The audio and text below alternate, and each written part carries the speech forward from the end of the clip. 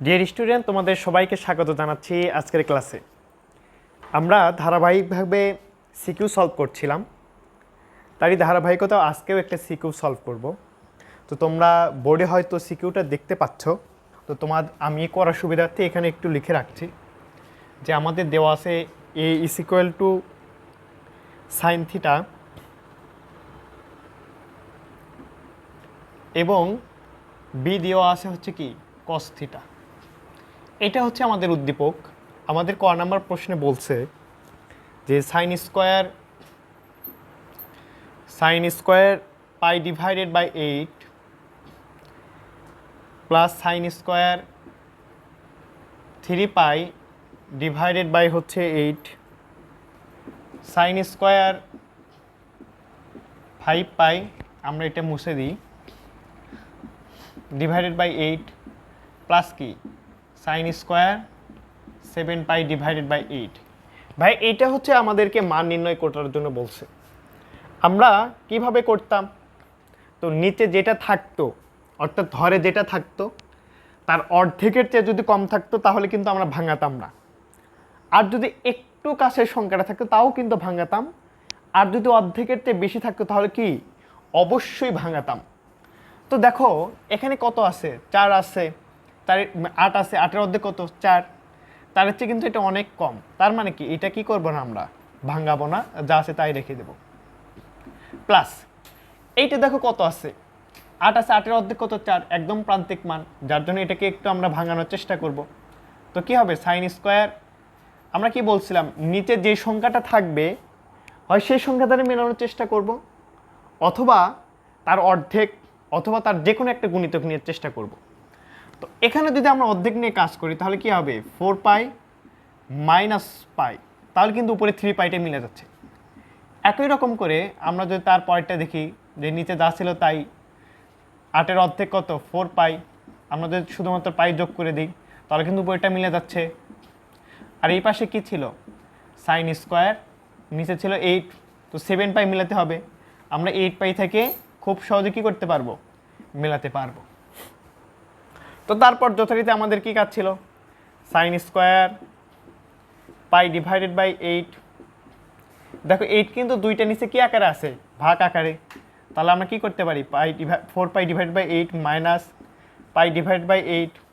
এ পাশে ছিল কি সাইন স্কোয়ার, ভাগ যেহেতু আছে 4 pi divided by 8 plus pi divided by 8 plus sine square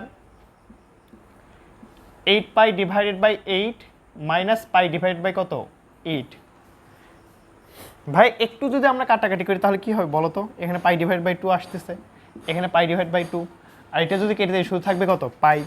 তাহলে আমরা একটু লিখি sine square pi divided by 8 plus sine square, এখানে কি আসবে pi divide by 2 minus pi divide by 8 plus sine square pi divided by 2 plus pi divide by 8, এখানে কি আসবে শুধুমাত্র sine square pi minus pi divide by 8।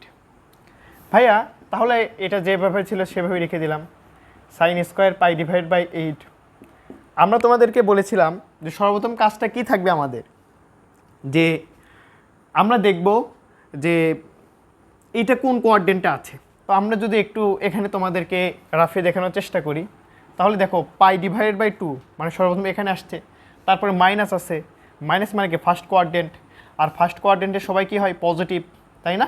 আর এখানে কি বলেছিলাম যে পাই ডিভাইড বাই 2 এর সাথে যদি বিজোড় গুণিতক থাকে তাহলে এই অনুপাতটা কী হয়ে যাবে, চেঞ্জ হয়ে যাবে। এখানে তো তাই আছে, তার মানে সাইন কিসে পরিণত হবে কজ স্কোয়ারে। আর এখানে কি কোনটা কী ছিল পাই ডিভাইড বাই 8 প্লাস, অথবা দেখো এখানে কি আছে পাই ডিভাইডেড বাই 2 প্লাস, কিন্তু কি প্লাস চিহ্ন আছে, তার মানে কি আমরা এখানে আসলাম, আসার পর এখানে পজিটিভ দিছে, তার মানে সেকেন্ড কোয়াড্রেন্ট, আর সেকেন্ড কোয়াড্রেন্ট সাইন তো পজিটিভ, তার মানে কি হবে পজিটিভ। বাট এখানে পাই ডিভাইডেড বাই 2 আছে, তাই না, সামনে বিজোড় গণিতক, তাহলে অনুপাতটা চেঞ্জ হবে, কি হবে cos square pi divide by 8। আর এখানে দেখো আমাদের কি আছে যে পাই মাইনাস আছে, তাই না? পাই মাইনাস যদি হয় আমরা অনুপাতটা আঁকালাম, দেখো আমরা পাই মানে কি এখানে তারপর কি আছে মাইনাস, মাইনাস মানে উপরের দিকে যাব, আর উপরে কি সেকেন্ড কোঅর্ডিনেট, আর সেকেন্ড কোঅর্ডিনেটের সাইন পজিটিভ, তার মানে কি হবে পজিটিভ। আর আমি বলেছিলাম শুধুমাত্র যদি পাই থাকে তাহলে কিন্তু অনুপাত আর চেঞ্জ হয় না, শুধু কি হবে যেটা ছিল সেটাই, অর্থাৎ sine square pi divided by 8।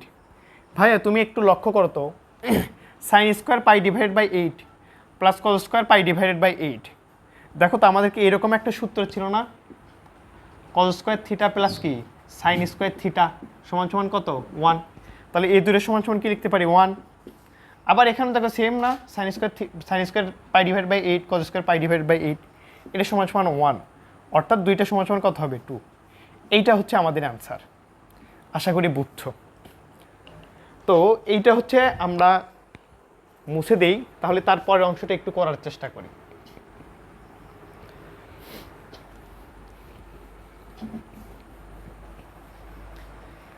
আমাদের এবারে প্রশ্নে বলছে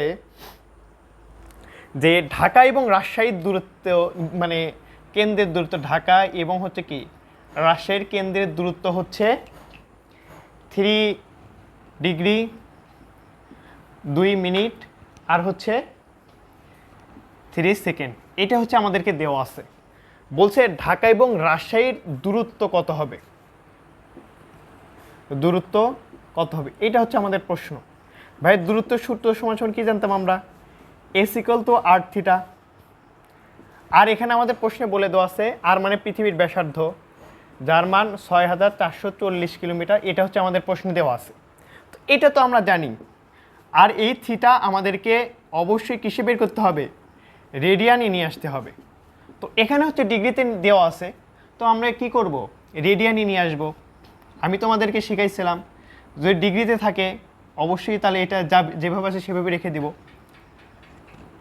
তারপর যেটা মিনিটে থাকবে সেটাকে হচ্ছে কি করব, 60 দ্বারা ভাগ করব। আর যেটা হচ্ছে সেকেন্ডে থাকবে সেটাকে হচ্ছে কি করব, 3600 দ্বারা ভাগ করব। তাহলে সেটা আমাদের কিসে পরিণত হয়ে যাবে, সেটা আমাদের ভাইয়া ডিগ্রিতে পরিণত হয়ে যাবে। আর ডিগ্রিতে যখন পরিণত হবে তাহলে কিন্তু তখন আমরা পাই গুণনে 180 দ্বারা গুণ করে দিলে সেটা কিসে হয়ে যাবে, রেডিয়ানে চলে আসবে।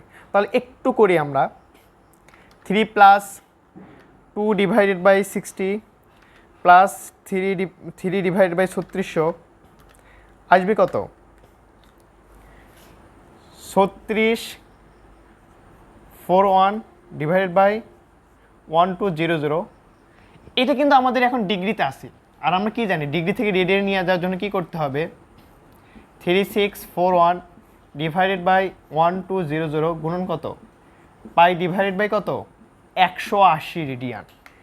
এইটাকে জাস্ট কি করব আমরা, পাই ডিভাইডেড বাই 180 দ্বারা কি করব, ভাগ করে দেব। তাহলে আসবে কত আমাদের 0.0529, টোটালটা আসলো। তো এইটা কিন্তু এখন আমাদের রেডিয়ান এককে চলে আসছে।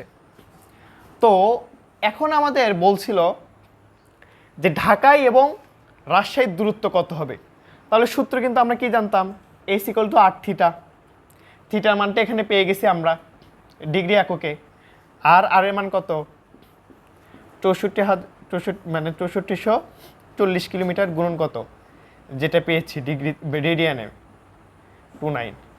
জাস্ট এইটা এখন কি করে দেব, গুণ করে দেব। এটা হচ্ছে আমাদের দূরত্ব 341.03 কিলোমিটার, এইটা হচ্ছে আমাদের অ্যান্সার। আশা করি বুঝছো।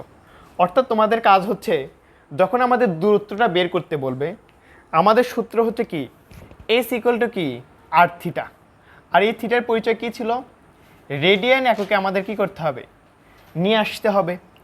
তো আমরা প্রশ্নে দেখতে পাচ্ছি যে এটা হচ্ছে ডিগ্রিতে দেওয়া ছিল, ডিগ্রিতে না শুধু মিনিটে দেওয়া ছিল, সেকেন্ডে দেওয়া ছিল। তো মিনিটে আর সেকেন্ডে যখন দেওয়া থাকবে পুরোটুকুকে আগে ডিগ্রিতে নিয়ে আসতে হবে। তো ডিগ্রিতে নিয়ে আসার নিয়ম কি ছিল, যেটা মিনিটে থাকবে সেটাকে আগে 60 দ্বারা ভাগ করতে হবে, আর যেটা সেকেন্ডে থাকবে সেটাকে 3600 দ্বারা ভাগ করতে হবে। তারপর পুরো রাশিটা ডিগ্রিতে পরিণত হবে। ডিগ্রিতে আসার পরে আমাদের হচ্ছে কাজ ছিল যে রেডিয়ানে যদি নিয়ে আসতে চাই তাহলে পাই ডিভাইড বাই 180 দ্বারা গুণ করতে হবে, তাহলে সেটা আমরা রেডিয়ান এককে পাবো।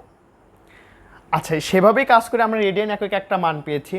এই মানটা হচ্ছে এখানে সূত্রতে বসাই দিতে হবে। আর এর মান এখানে দেওয়া ছিল, আর থিটার মানটা আমরা যেটা বের করছি সেটা দিয়েছি, তারপরে জাস্ট ক্যালকুলেশন করছি, এটা হচ্ছে আমাদের রেজাল্ট। আশা করি বুঝছো। তো তারপরে হচ্ছে আমরা পরে ম্যাথের দিকে একটু যাই। আমাদের প্রশ্নে, আচ্ছা আমি মিশে ফেলছি, আবার একটু লিখি। এ সমান সমান দেওয়া ছিল হচ্ছে সাইন থিটা, এ সমান সমান হচ্ছে কি সাইন থিটা, আর বি সমান সমান দেওয়া ছিল কি কস থিটা। এবার আমাদের গ নাম্বার প্রশ্নে বলছে যে a divided by b plus b divided by a is equal to হচ্ছে 4 ডিভাইডেড বাই রুট 3। এইটা দিয়ে বলছে যে এটা হচ্ছে তোমাদেরকে সমাধান করতে হবে, যার রেঞ্জটা দেওয়া আছে হচ্ছে 0 ডিগ্রি থেকে শুরু করে 2π পর্যন্ত। এইরকম কিন্তু আমরা বেশ কয়েকটি ম্যাথ করেছি, জাস্ট একই রকম প্রসিডিওরটা ফলো করি। তো এতে দেওয়া আছে কত সাইন থিটা, বি মানে কত কস থিটা, প্লাস এখানে বি মানে হচ্ছে কস থিটা সমান সমান কত ভাইয়া, এখানে হচ্ছে কি সাইন থিটা সমান সমান কত 4 ডিভাইড বাই কত রুট 3। তাহলে দেখো তো ভাইয়া, sine divided by cos theta মানে কত ট্যান থিটা, তাই না? আর কস ডিভাইডেড বাই সাইন মানে কত কট থিটা, তাই না? এটা কিন্তু আমরা জানি। আর সমাধান করার নিয়মটা ছিল, যখন আমাদের দুই রকম বা একাধিক রকম হচ্ছে অনুপাত থাকবে, আমাদের প্রথম কাজটাই ছিল একই রকম নিয়ে আসার জন্য। তো এখানে যেহেতু ট্যান থিটা আমি নিয়ে ফেলেছি, এখানে আসবে কট থিটা, তাই না? আর কট থিটা মানে কি লিখতে পারি আমরা 1 ডিভাইডেড বাই কত ট্যান থিটা, এটা কিন্তু আমরা কি করতে পারি লিখতে পারি। আর এই পাশে কত ছিল 4 ডিভাইড বাই কত রুট 3। তাহলে এখানে যদি একটু লসাগু করি কি আসবে আমাদের ট্যান থিটা, এখানে আসবে কি ট্যান স্কোয়ার থিটা প্লাস 1, এইটা সমান সমান কি 4 ডিভাইড বাই রুট 3।